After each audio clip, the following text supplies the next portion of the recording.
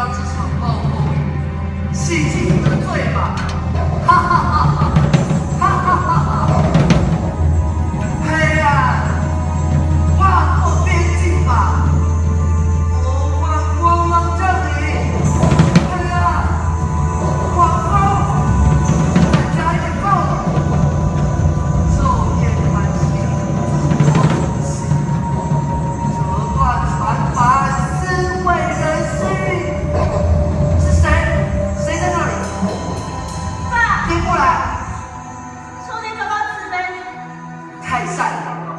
求求你停止这场暴风雨。